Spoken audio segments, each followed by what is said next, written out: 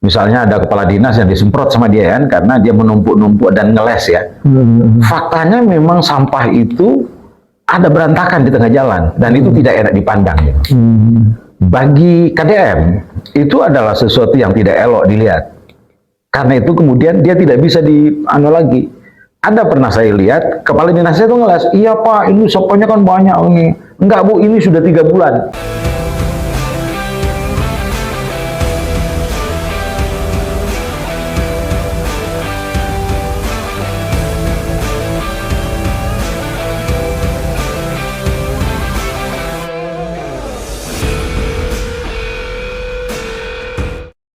Assalamualaikum warahmatullahi wabarakatuh.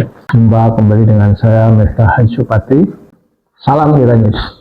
Kang Deddy Mulyadi sedang morbid, sementara gubernur-gubernur lain biasa-biasa saja, termasuk Gubernur DKI Pramono Anung. Ada yang bilang KDM ya, atau Kang Deddy Mulyadi itu overacting, pencitraan, bahkan dia ingin menduplikasi dirinya seperti Joko Widodo, presiden ke-7 atau mantan presiden atau bekas presiden yang sekarang lagi dipersoalkan ijazahnya. Kemudian ada yang bilang Pramono Anung lebih kalem ya, cool. Dan dia itu ada banteng yang seharusnya lebih garang. Ternyata nggak seperti itu, dan dia bahkan dibilang, ada yang bilang menduplikasi gayanya Anies Baswedan, orang yang gagal jadi presiden. Saudara pemirsa, saya untuk kepentingan itu saya menghadirkan Fatur Rahman Fadli, wartawan senior, juga seorang akademisi.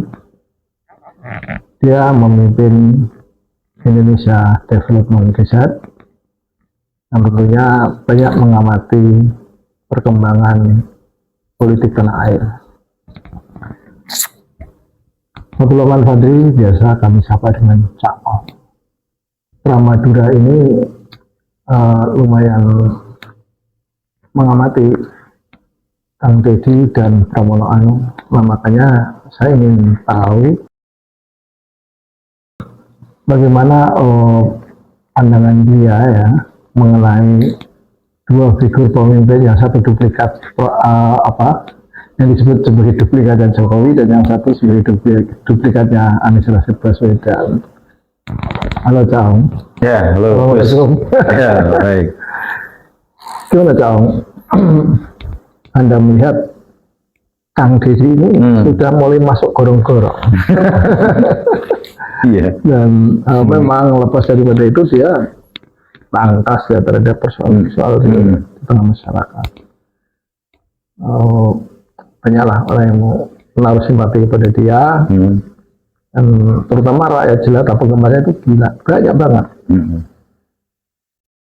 Beda lah sama Pramono Anung. Gimana Anda membandingkan dua figur ini? Satu dengan APBD 91 triliun, yang satu 31,7 triliun. Iya. Nah, saya kira gini ya, itu keduanya contoh yang menarik ya. Kalau kemudian tadi Gus Miftah mengatakan bahwa KDM ya, Kang Deddy Mulyadi itu identik dengan Jokowi, saya kira tidak gitu ya. Jauh itu. Jauh ya. Ya, jauh perbedaannya. Kalau ada orang yang mencitrakan dia juga pencitraan dari dulu memang mencitrakan dirinya sebagai pemimpin kampung dia itu. Natural ya. Natural. Jadi kalau ada persoalan dia datengin persoalan itu, lalu kemudian dia lihat sambil berpikir bagaimana way out-nya. Nah, itulah KDM. Sepengetahuan saya ya. Dari aspek pengalaman pribadi dia memang orang susah ya. Karena itu kemudian tingkat kesusahan yang dia derita itu kemudian melahirkan etos kerja ya, dan spirit perjuangan hidup yang luar biasa. Iya, gitu ya. dan itu tipikal tipikal orang susah ya, pengen sukses gitu. Tapi setelah sukses saya lihat dia juga tidak lupa diri gitu loh. Dia itu masih menganggap gurunya dulu di SMP katanya kan. Saya pernah nonton itu juga. Iya. Jadi dia masih cultural orangnya gitu kan. Dan suku Sundanya, tradisi budaya Sundanya ini sangat kental, Kuat ya. masih kuat dan Kejawen kalau orang Jawa bilangnya. iya kejawen, sudah wiwitan namanya. Tapi lepas dari itu dia mengalami proses modernisasi karena dia itu adalah seorang kader himpunan mahasiswa Islam yang Jadi HMI faksi kebatinan ya. Tapi dia sosok menarik ya. Saya cukup memperhatikan sepak terjangnya. Dan yang saya lihat itu setiap persoalan yang dia tatap sebagai sesuatu keganjilan dalam masyarakat. Misalnya ada kepala dinas yang disemprot sama dia kan karena dia menumpuk-numpuk dan ngeles ya. Faktanya memang sampah itu ada berantakan di tengah jalan dan itu tidak enak dipandang. Ya. Bagi KDM itu adalah sesuatu yang tidak elok dilihat. Karena itu kemudian dia tidak bisa lagi. Ada pernah saya lihat kepala dinasnya itu ngeles, iya Pak, ini sampahnya kan banyak ini. Enggak Bu, ini sudah 3 bulan kata KDM. Mengapa dia tahu? Karena dia terjun langsung dan interview orang-orang sekitar. Jadi kalau tradisi buruk birokrasi itu kan ngeles-ngeles kayak gitu dan membiarkan. Nah sama KDM dilakukan satu proses yang namanya dalam birokrasi political breakthrough, terobosan politik ya. Dan itu hanya muncul kepada pemimpin yang betul-betul genuine. Itu pemimpin yang kita dambakan seharusnya gitu. Karena terlalu kontras ya dengan pemimpin yang formal ya, yang prosedural, yang ini tapi tidak sempat selesai, rapat-rapat mulu gitu kan. KDM tidak ada problem di situ. Dia berpikir, dia cari way out-nya. Kalau perlu, tidak perlu menunggu anggaran, dia kasih sendiri duit dia sendiri. Nah itu pemimpin yang memiliki jiwa entrepreneurship. Karena membuang waktu, menunggu APBN yang datang, APBD ya dalam konteks itu, yang datang itu memperumit persoalan. Jokowi dulu juga dibilang seperti itu. Pemimpin yang sangat natural, alami ya, dikenal dengan belusukannya. Tapi kemudian itu ternyata hanyalah sebuah pencitraan belaka. Sekarang kita tahu bagaimana rusaknya bangsa ini selama 10 tahun dipimpin oleh Jokowi Widodo. Anda percaya bahwa KDM tidak seperti itu? Saya lebih meyakini KDM lebih natural ya. Kalau Jokowi itu by design. Jadi dari awal sudah memang untuk konteks itu pencitraan dan seolah-olah sepatunya ini kan dia orang kaya sebenarnya. Artinya pada taraf dia menjadi wali kota itu kaya sudah karena dia eksportir menurut keterangan itu ya kan. Dia eksportir yang sukses katanya, lalu karena sukses kemudian dia terpandang dan kaya. Nggak mungkin lah pakai baju harga 100.000 celana, 100.000 sepatu, 100.000. Itu kan citra yang dibuat-buat gitu. Ini masa Jokowi maksudnya? Iya masa Jokowi. Nah kalau KDM ini nyemplung, dia itu nyemplung ke banjir, ke tanah longsor, ke Jokowi kotoran. Jokowi juga begitu dulu. Kayaknya enggak deh. Cuma lama-lama dia meninggalkan dunia. Kalau KDM itu turun langsung dan memecahkan persoalan. Saya pernah nonton dia itu dia memang YouTuber ya. Iya, apalagi itu ya di YouTuber ya. Dia punya penghasilan jadi besar itu, ya, dari situ. Iya, jadi selling point-nya dia begitu. Dan model kepemimpinan yang dia bangun itu ya aslinya begitu. Ya, tidak dibuat-buat. Ketemu anak misalnya yang jual pakai pikulan. Dia dialog sama anak itu. Pikulannya ternyata mau dibeli sama KDM. Tetapi anak itu nggak mau. Karena pikulan ini lebih berharga menemani saya dalam suka dan duka, dan dia bisa mencarikan uang untuk saya. Pada kasus itu, KDM memberikan apresiasi pada anak itu untuk membangkitkan spirit entrepreneurship-nya. Dan KDM yakin bahwa anak seperti itu berarti dia punya potensi untuk menjadi orang sukses. Nah, itulah leadership yang muncul pada diri KDM. Menurut saya, KDM itu seorang tokoh yang genuine ya, khas Indonesia mungkin ya, karena Indonesia itu memang gotong royong. Tidak ada jarak sebenarnya pemimpin dan yang dipimpin. Di Jawa Timur ada contoh namanya Muhammad Nur. Meskipun Pak Muhammad Nur itu tidak belusukan ala Jokowi, ala KDM, tapi dia betul-betul ada di hati masyarakat. Mengapa?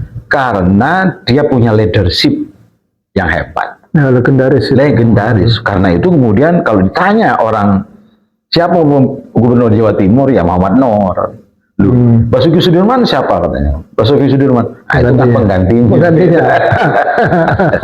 Gitu guyonannya Gus di Jawa Timur. Iya. Jadi betapa pentingnya leadership itu sehingga kemudian tidak banyak pemimpin yang melegenda gitu. Sekarang kan pemimpin memperkaya diri, bajunya bagus-bagus. Nah, KDM enggak. KDM justru membuang anggaran seragam ini. Yang dahulu katanya sampai miliaran untuk hanya seragam saja, biasa seragam. KDM enggak mau. Tapi itu jangan-jangan modal dia untuk bangun citraan untuk menuju RI 1. Ya saya kira sah-sah saja ya kalau kemudian dia mendapatkan apresiasi dari masyarakat karena leadershipnya yang genuine itu dan tidak merugikan masyarakat, cepat menyelesaikan masalah, dan itu sebenarnya yang didambakan oleh masyarakat Indonesia. Hampir di seluruh negara, negeri ini saya kira kita memang belum menemukan contoh yang genuine, leadership yang genuine, kepemimpinan yang asli Indonesia, yang dekat antara pemimpin dan yang dipimpinnya. Sekarang kita temukan KDM. Ya, siapa cuma seperti yang Anda bilang tadi bahwa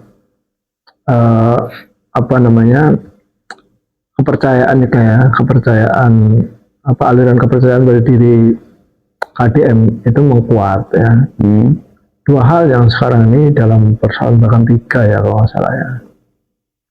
Itu pertama, dia kemarin itu mewajibkan ya, sempat mewajibkan penerima bansos itu mesti vasektomi. Nah, untungnya Majelis Ulama Indonesia segera teriak itu haram dan KDM manut ya. Cuma sekarang itu menangani anak-anak nakal dalam tanda kutip ya, anak-anak memang harus nakal kayaknya gitu. Yang dianu ke barak itu ya? Nah, yang dibawa ke barak itu sangat berlebihan dan itu sangat tidak sundawi gitu loh. Tidak sundawi maksud saya adalah tidak Indonesia gitu loh. Itu gaya-gaya yang diterapkan itu sangat tidak Indonesia. Misalnya apa kok nggak Indonesia? Militer kan nggak ada itu sistem pendidikan militer itu milih untuk militer, untuk mungkin untuk sipil gitu. Beberapa negara memberlakukan itu. Anak-anak nakal dimasukkan ke seperti Cina misalnya, dididik dengan cara militer supaya ini tidak bandel gitu anak gitu. Itu kan makanya saya bilang tidak sundawi itu. Tidak Indonesia. Nah, kurang Indonesia lah. Iya, kok saya nggak sepakat ya itu tidak Indonesia gitu. Menurut saya anak-anak yang nakal itu sesungguhnya membutuhkan kasih sayang dengan model yang lain.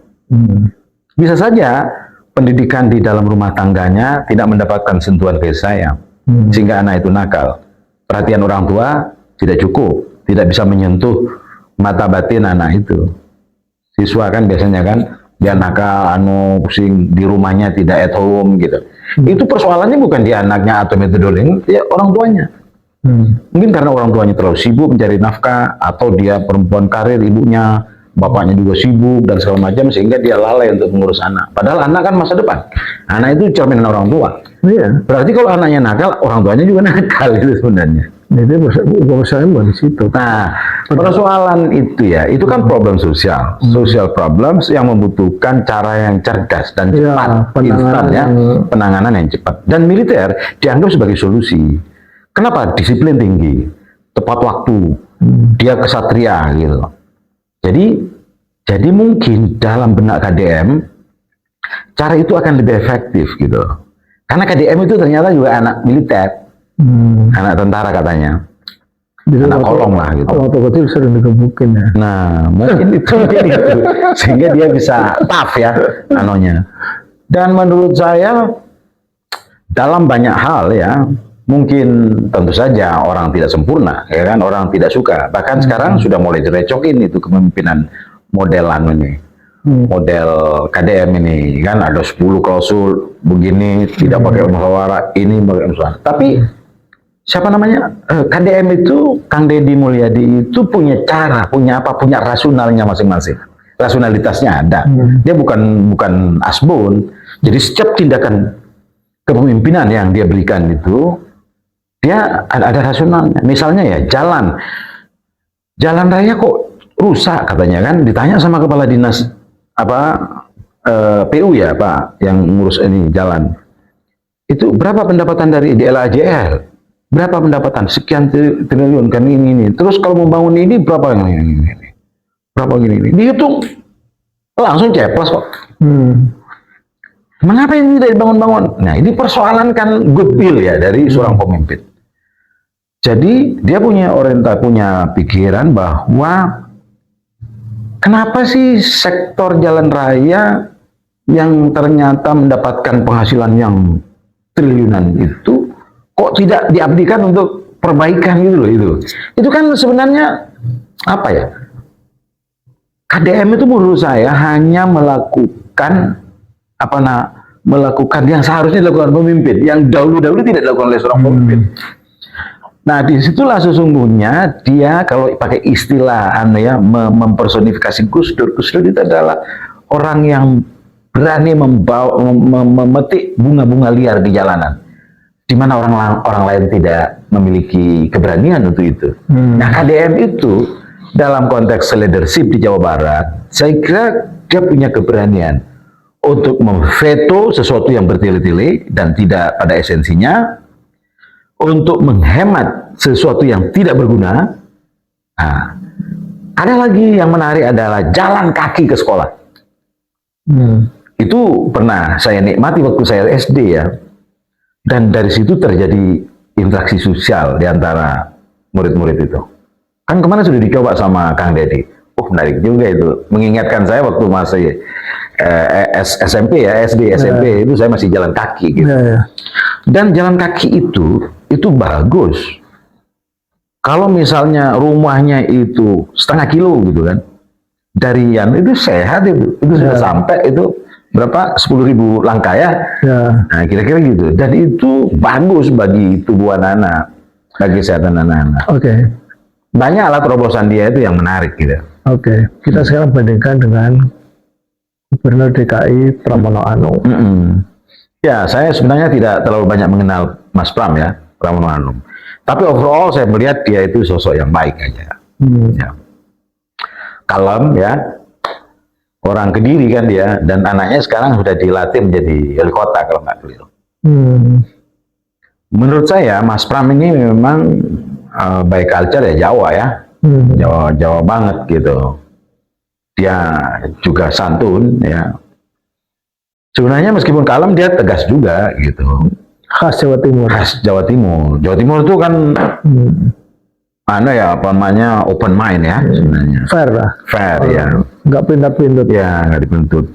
Begitu dia diperintah oleh Bu Mega ya kan, dia tidak terlalu banyak melibatkan Bu Mega di dalam kontestasi itu dan menang gitu dengan Prano dan segala macam. Setelah itu diberikan, Bu, ini saya menang begini. Nah, cuman saya belum melihat apa apa terobosannya yang dilakukan oleh Mas Pram di dalam konteks pembangunan ibu kota Jakarta. Mungkin karena masih baru juga ya, sehingga belum banyak terlihat gitu ya. Mari kita tunggu apakah problem-problem krusial Jakarta dan problem-problem akut Jakarta yang itu sudah diketahui semua orang, satu banjir, kedua kemacetan, itu kan masalah yang tidak pernah selesai. Tidak bisa diselesaikan dengan masuk gorong-gorong ya? Tidak bisa. Jokowi dulu berjanji bahwa kalau saya masuk Jakarta itu bisa selesaikan. Setelah jadi ternyata nggak bisa. Lalu dia minta menjadi presiden sehingga kemacetan bisa terurai. Lebih mudah di ini atau siapa dia? Menurut saya sebenarnya persoalan Jakarta ini persoalan yang simpel belaka. Kemacetan itu terjadi dikarenakan jumlah mobil ditambah terus, jalannya begitu, nggak mungkin bertambah. Jalan nggak mungkin bertambah, meskipun dinaikin ke atas, itu sebenarnya esensinya tidak bertambah. Yang penting adalah bagaimana dia meng-cut off ya, tidak boleh menjual lagi mobil di Jakarta. Kalau orang dari masuk ke Jakarta kan boleh-boleh saja mestinya kan, dia kan kota yang terbatas, bebas. Nah yang kedua adalah public transport itu harus gencar. Misalnya sekarang ada 3, setiap lajur itu ada 3 jalur misalnya. Persempit lagi. Itu simpel aja. Kalau dipersempit misalnya busway-nya itu ada 2 jejer, kan tinggal satu ruas. Selesai itu kemacetan. Malas orang mau naik mobil pribadi. Ingat mobil pribadi itu telah mengalami kerugian negara 100 triliun gara-gara kemacetan Jakarta ini. Nah, 60 triliun itu dampak ikutan kesehatan dan kelamaan inefisiensi di jalanan. Sedangkan 40 triliun lagi Jakarta itu karena pemborosan BBM. Artinya negara sudah yang terkait langsung kan BBM sama kesehatannya. Kalau misalnya inefisiensi itu dari 60 itu separuh-separuh katakanlah, separuh 30 triliun dan 30 triliun lagi dampak kesehatan. Ini kan sebenarnya kalau dikembalikan sini 40 sama 30 itu kan sudah 70 triliun. Jadi Anda ingin mengatakan bahwa Pramono Anung konsep untuk mengatasi kemacetan itu belum nampak ya? Saya kira belum punya mungkin ya. Yang toker ya. Sebenarnya itu kalau misalnya saya jadikan konsultan oleh Mas Pram ya, tentu saja saya akan salah satunya akan saya sarankan ini menambah jalur busway itu. Ya, intinya harus ada inovasi lah ya. Kalau tidak ada keberanian itu susah. Pram kayaknya lebih suka melanjutkan apa-apa yang dilakukan oleh gubernur sebelumnya. Dan dia jangan berharap kita itu ingin menyaksikan kebijaksanaan yang sifatnya radikal dari Mas Pram. Kayaknya seperti itu. Dari gambar yang Anda berikan itu, Anda bisa aja mengajukan konsep macam-macam. Banyak orang juga mengajukan konsep macam-macam. Tetapi toh banyak gubernur kita memang masalah Jakarta ini tidak sesederhana itu. Tidak sesederhana ketika Anda melarang orang beli kendaraan. Ini bisa saja Anda menggali lubang, tapi kalau lubang lain yang akan yang akan menjatuhkan ini. Jadi pendapatan industri mobil menjadi terganggu, pajak menjadi terganggu, segala macam hal seperti itu tentu sudah diperhitungkan. Persoalannya adalah yang ingin kita lihat sekarang ini, Trump tidak nampak bahwa dia melakukan pembaruan terhadap kebijaksanaan era pendahulunya. Iya, artinya sejak dulu itu persoalan Jakarta itu kalau nggak banjir, sampah dan kemacetan kan gitu, itu 3 hal itu. Nah, kalau salah satunya tidak bisa diselesaikan, kan berarti leadership dari itu tidak bisa memecahkan masalah. Nah, bayangkan kalau misalnya saya tanya sekarang, APBN, apakah gaya Deddy Mulyadi itu bisa diterapkan Pramono Anung di Jakarta? Bisa saja, yang penting ada dialog mana yang priority. Apakah kemacetan, apakah banjir, apakah sampah, itu kan bisa saja. Uang Jakarta itu banyak, bos. 91 triliun. Ya. Itu bisa, saya pernah ngobrol sama orang Astra ya, Vice President Astra International itu. Ngomong, Pak, kalau Bapak dapat uang 90 triliun gitu, waktu itu 81 triliun. Saya menjadi moderator mereka. Wah, banyak Pak yang saya bisa bikin katanya, Jakarta itu. Dan Deddy Mulyadi juga ngomong begitu. Iya, banyak sekali. Itu orang swasta ya. Jadi pikiran orang swasta itu kan bagaimana mengefektifkan anggaran itu secara baik ya. Dan mungkin kalau saya jadi gubernur Jakarta juga akan melakukan tindakan yang radikal dan mengefektifkan anggaran. Coba pikirkan, kalau inefisiensi 40% dari kemacetan itu akibat minyak terbuang ya, BBM yang terbuang. BBM yang terbuang itu 40 triliun loh. Belum kesehatan katakanlah masuk ke sini 30 triliun. Iya. Jadi 70 triliun itu inefisiensi. Pemboros bukan pemborosan, buang-buang. Kalau 70 triliun, kan tinggal 20 triliun kan ya. Kalau 91 misalnya, 21 triliun. Ini sebenarnya kan berarti kan Jakarta tidak produktif gitu. Mengapa tidak bikin kanal-kanal juga misalnya? Kanal-kanalnya karena Jakarta ini juga sungai-sungai yang belum terkelola dengan bagus dibagusin aja sekalian. Sekalian rendam. Tanah-tanah yang sering banjir itu rendam aja sekalian. Karena ini dasarnya memang rawa gitu. Makanya yang namanya kan banyak rawa sarhi, rawa kalong gitu kan. Ya itu bukan ditambah dengan gedung-gedung bertingkat ya. Ini Caong. Ada tokoh NU ya, Nahdlatul Ulama, Umar Hasibuan. Umar Hasibuan kenal ya? Umar Hasibuan? Kayaknya kenal itu, teman saya kayaknya pasca. Nah, ini ditulis sama media ya, dan dia punya akun di X yaitu Umar Hasibuan juga. Dia mencoba membandingkan pendekatan yang dilakukan Gubernur Jakarta Pramono Anung dan Gubernur Jawa Barat Deddy Mulyadi dalam menangani anak ataupun siswa-siswi nakal. Lewat akunnya itu dia menyebut lebih setuju dengan pendekatan yang diterapkan oleh Pramono dibandingkan Deddy. Dia nulis begini. Ya. Menurutku bagus cara pendekatan ke warga Jakarta dan cara komunikasi Pramono yang meniru Anies Baswedan. Menurut dia, cara yang diaplikasikan oleh Deddy mirip dengan cara Presiden ke-7 Joko Widodo yang penuh dengan pencitraan. Ya itu kesannya. Cara Deddy Mulyadi duplikat Mulyono banget yang bagi saya sangat memuakkan. Gimana menurut Anda, guys? Iya, itu kan selera ya. Dan sebentar, bagaimana mencapai? Biar saya selesaikan dulu. Okay. Ini menarik karena ini tokoh NU, zaman NU toh. Menanggapi pernyataan dan pertanyaan yang dilontarkan di media sosial, warganet merespon dengan sudut pandang dan asumsi mereka yang tentunya berkontra. Seperti Anda mungkin kontra ya. Pemimpin adalah pemangku kebijakan, bukan kontroversial, yang dapat mengeluarkan kebijaksanaan yang pro rakyat tanpa harus terjun langsung membawa kamera kemana-mana. Jika kebijaksanaannya dapat langsung dirasakan rakyat tanpa flashing pun, rakyat akan mendukungnya tanpa ada polesan apapun. Nah, ini komentar warganet. Ada juga komentar ini.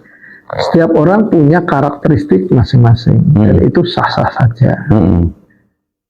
Tapi jika komunikasinya hanya bertujuan popularitas dan mengabaikan kejujuran, itu akan menjadi masalah seperti Jokowi.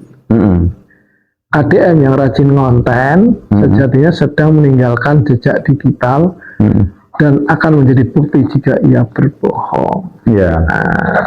Itu ya, pasti. Dan Jokowi itu banyak jejak digital yang membuktikan dia berbohong. Itu banyak itu mau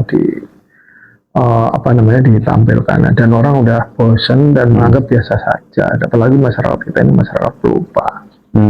Oke, kembali ke pendapat dari Umar Hasibuan. Gimana? Kalau saya begini ya, memang ada kelemahannya pendekatan yang dilakukan oleh siapa? ADM itu. Karena dia datang, mungkin itu juga dapat masukan dari staf-stafnya juga ya kan. Oh di sana begini Pak, ini misalnya kan. Nah KDM itu pengen persoalan itu tepat di jantungnya. Kadang-kadang kalau dipotret dan dibawa ke mana, ke gubernuran gitu, masih sana ini sana sini, eksekusinya lama, padahal masalah itu membutuhkan penanganan yang cepat dan tuntas gitu. Nah oleh karena itu ini memang tidak pakem di dalam mana, tetapi inilah cara pemimpin kampung menyelesaikan persoalan. Nah kemudian sama KDM ditarik ke tingkat provinsi. Tentu saja pro kontra karena orang merasa tidak mengenal pola kampung ini gitu. Dan seperti Umar Hasibuan itu tadi misalnya melihat ini lebih senang Pramono misalnya untuk menganalisis cara-caranya. Itu persoalan etiket saja gitu, etiket, bukan sesuatu yang substantif ya. Kalau misalnya niat menyelesaikan masalah itu muncul pada diri Kang Dedi, menurut saya itu jauh lebih lebih bermakna bagi masyarakat dibanding misalnya rapat dulu ini santun ya, tetapi substansi masalahnya tidak bisa dicapai. Itu kan sama saja menumpuk persoalan baru gitu loh. Nah tentu saja orang-orang yang senang dengan pola SBY misalnya yang meliuk-liuk gitu kan, diksi-diksi yang melo ya kan. Ya ada juga yang suka begitu, tetapi ada juga yang tidak suka gitu kan. Dan masyarakat udah lupa kalau SBY itu melo. Iya lupa bahwa dia melu ya, lamban. Ada orang yang bilang juga apa istilahnya lames ya kan. Orang Jawa kan lah yang bisa nafsirkan itu. Jadi memang setiap pemimpin itu ada kelemahannya.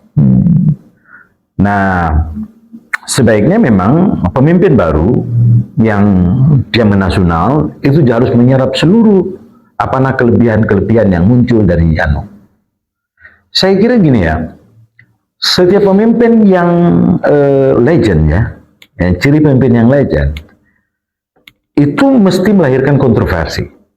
Bang Ali sedikit misalnya. Bang Ali itu kan mau bikin Pulau Seribu itu tempat judi kan dulu. Tapi kan sangat kontroversial ya.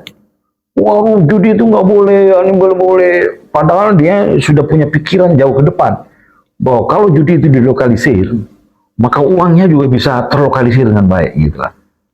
Prostitusinya juga terlokalisir dengan baik, penyakitnya juga terlokalisir dengan baik, regulasinya juga terlokalisir dengan baik. Itu kan sebenarnya pandangan futuristik yang itu tidak bisa dicerna oleh masyarakat kebanyakan. Kalau pemimpin yang mediocre ya santun, yang nggak menyakiti hati rakyat, lames itu lama Saya masih ingat ya, guru saya ya, Salim Said mengatakan begini. Katanya, pemimpin kita itu tidak pernah memahami apa yang diinginkan oleh rakyatnya. Dia kasih contoh, Bung Karno. Bung Karno itu tidak paham rakyatnya itu. Kenapa, Prof? Dia memaksakan nasakop. Nasional agama komunis itu sesuatu yang tidak bisa dipersatukan. Tapi dia paksakan. Maka jatuhlah dia, gitu. Soeharto. Dia sangat militeristik, otoriter. Sehingga kemudian melahirkan kemuan, dia korupsi anak-anak dan kroninya. Jatuhlah dia oleh reformasi. Siapa lagi yang jatuh? Gus Dur misalnya. Gus Dur tuh ngotot dan mengatakan parlemen itu adalah taman kanak-kanak. Itu kan bagi anggota parlemen yang well informed ya, atau yang merasa beradab, dia kan merasa tercemar. Orang dia itu tokoh wakil rakyat kok dipandang teman kanak-kanak. Ya marahlah. Yang kemudian dipromotori oleh Bang Zulfan misalnya dan CS ya, dan orang-orang yang Amin Rais yang merasa bahwa pola kepemimpinan Gus Dur itu berbahaya bagi state, bagi tata negara gitu. Tata negara. Lalu siapa lagi yang jatuhin? Gak ada lagi ya setelah Gus Dur. Iya kan? Ada. Jokowi udah lewat itu. Mau dijatuhkan. Cuma Megawati kalah. hanya 1 periode Mega, Iya. setengah periode. Setengah periode, iya kan, Megawati. Dan bertempur lagi kalah. Jadi bagi elit politik, menurut saya Gus, dia harus belajar culture-culture yang agung di dalam masyarakat. Minang tidak sama dengan Madura, Batak tidak sama dengan Makassar, Bugis, Sunda, Jawa, Padang, nggak sama. Karena itu masing-masing itu punya value yang khas. Tapi kalau value-nya bagus, ya, maka dia akan bertemu pada titik tertentu. Apa itu? Kalimatun sawa istilahnya, Cak Nur. Ya, titik-titik pertemuan. Dan value itulah yang kemudian bisa memersatukan kita sebagai bangsa. Apa itu? Pancasila itu. Oke. Cak Ong telah membuat closing statement. Jadi sehingga saya nggak perlu lagi closing statement. Pemirsa, demikian bincangan sore ini dengan Cak Ong. Semoga bermanfaat. Salam Liranyis, media penyambung lidah rakyat. Assalamualaikum warahmatullahi wabarakatuh. Waalaikumsalam.